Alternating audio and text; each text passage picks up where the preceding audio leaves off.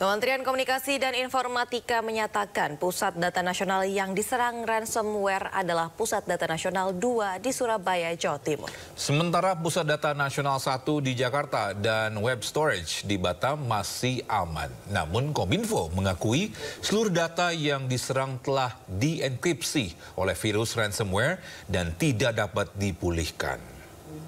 Dengan resource yang kita miliki, yang jelas data yang sudah kena ransom ini sudah tidak bisa kita recovery, ya.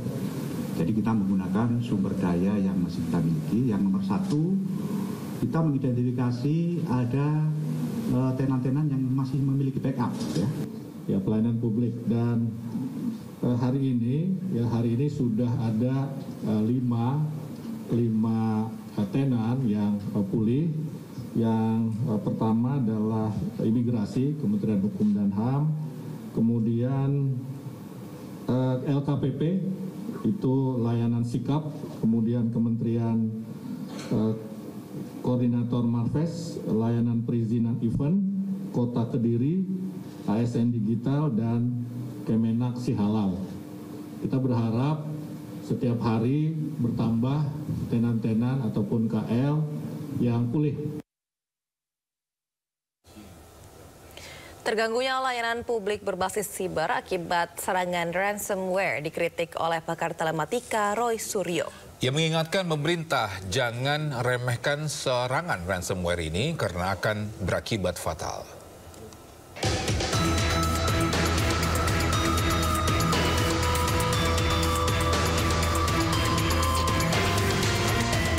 Dalam dialog di iNews TV, pakar telematika Roy Suryo mengingatkan pemerintah jangan meremehkan serangan ransomware yang mengganggu layanan publik berbasis cyber.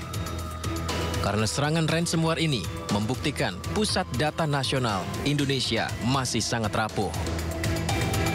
Ya, data kita memang rapuh, ya gitu. Dan sayangnya memang saya harus mengatakan pemerintah dalam hal ini Kominfo itu menganggap sepele hal ini soal security data. Padahal ini luar biasa. Data is the new oil. Data itu adalah uang yang baru bagi kita. Dulu uang, emas, kemudian menjadi oil, kemudian sekarang data. Jadi artinya kita nggak boleh sembarangan. Nah, saya setuju ya bahwa pemerintah kemudian tidak mau menanggapi atau tidak mau bayar ransomnya. Oke, itu benar ya, karena kalau kita bayar, apalagi kita bayarnya pakai cryptocurrency, pakai bitcoin, hilang nanti pasti uangnya, malah kita nggak dapat apa-apa. Tapi ya jangan sampai ini terjadi lagi. Diberitakan sebelumnya gangguan yang terjadi pada Pusat Data Nasional membuat layanan publik terganggu. Badan Cyber dan Sandi Negara menyebut gangguan ini disebabkan oleh serangan cyber melalui ransomware ke server yang ada di Surabaya. Akibat serangan ini, 210 instansi pemerintah terganggu. Gangguan paling parah dialami pelayanan imigrasi Kementerian Hukum dan HAM. Bahkan imigrasi di Bandara Soekarno-Hatta harus melakukan pelayanan secara manual. Tak hanya Kemenkumham, gangguan PDNS juga berdampak pada sejumlah layanan berbasis online di Kemendikbudristek. Sementara itu penyerang sistem PDNS meminta tebusan untuk mengembalikan data yang diambil. Nominal uang yang diminta bernilai fantastis yaitu 8 juta dolar atau setara dengan 131 miliar rupiah. Menanggapi teror cyber tersebut, pemerintah membentuk tim gabungan dari BSSN, Kominfo, dan Polri untuk menginvestigasi kasus ini. Ya, tentu saja Polri akan berkolaborasi dengan stakeholder terkait lainnya untuk menangani kejadian-kejadian yang saat ini sedang terjadi. Mudah-mudahan, mohon doanya, semuanya bisa kita tuntaskan. Semua yang terjadi ini bisa kita mitigasi dan kita antisipasi dan terjadi kembali. Kita akan berfokus dengan stakeholder terkait, baik dari Kominfo, BSSN maupun yang lainnya. Meski terus didalami, pemerintah menduga pelaku serangan cyber ini adalah Lockbit, yaitu sindikat ransomware paling aktif di dunia selama 3 tahun terakhir. Dari data serangan yang terjadi di beberapa negara, pelaku serangan PDNS diduga berasal dari Rusia dan Korea Utara. Tim Liputan iNews melaporkan. Sepekan berlalu, Pusat Data Nasional yang diserang ransomware belum sepenuhnya normal. Ya, pelayanan keimigrasian di Bandara Soekarno-Hatta, Tangerang, Banten belum sepenuhnya pulih. Seluruh pelayanan pembuatan paspor belum dapat dilakukan.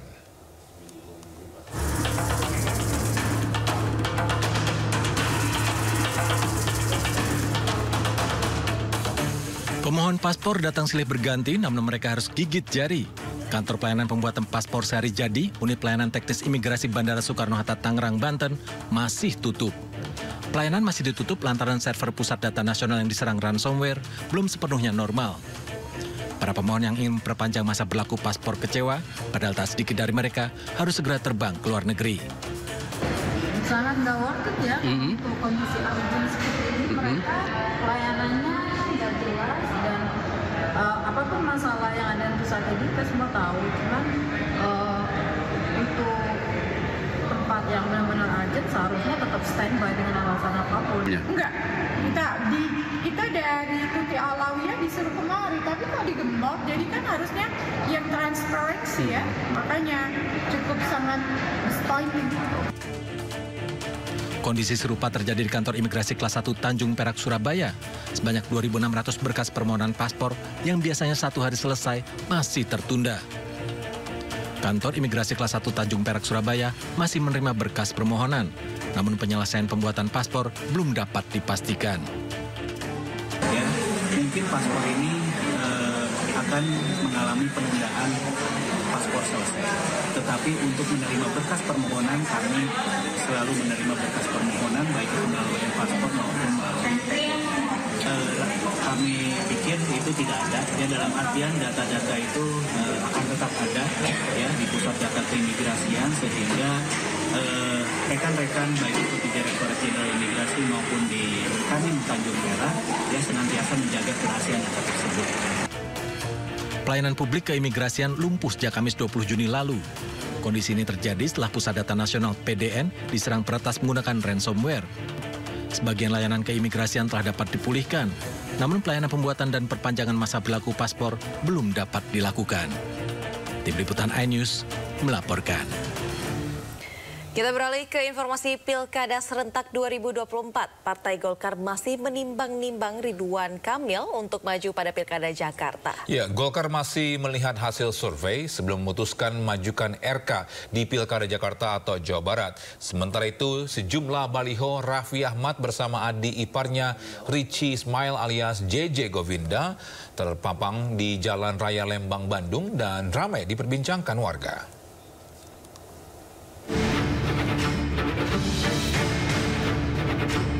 Belum pastinya Golkar mengusung Ridwan Kamil sebagai bakal calon gubernur Jakarta disampaikan Ketua Dewan Pembina Bapilu Partai Golkar, Idrus Marham di Jakarta kemarin. Saat ini, Partai Golkar masih mencermati survei internal. Survei menjadi salah satu instrumen penting bagi Partai Golkar untuk menentukan calon kepala daerah. Selain mencermati survei, Golkar juga telah berkomunikasi dengan partai di Koalisi Indonesia Maju sebelum memutuskan bakal calon gubernur Jakarta. Keputusan untuk mengusung RK di Jakarta atau di Jawa Barat akan diputuskan Golkar pada bulan Juli. Maka pendekatan akademik yang dilakukan adalah kita harus melakukan survei. Dan survei itu baru selesai pada bulan Juli yang akan datang. Sehingga Juli yang akan datang, Partai Golkar sudah menentukan sikapnya apakah RK ya tetap di Jawa Barat atau di sini. Idrus Marham mengungkapkan Ridwan Kamil sesuai surat tugas dari Ketua Umum Partai Golkar diberi tugas untuk tetap maju di Jawa Barat dan memperkuat elektabilitas di Jakarta. Dari Jakarta, Jen Cahyani, Abdul Rosid, Iran Syah, iNews melaporkan.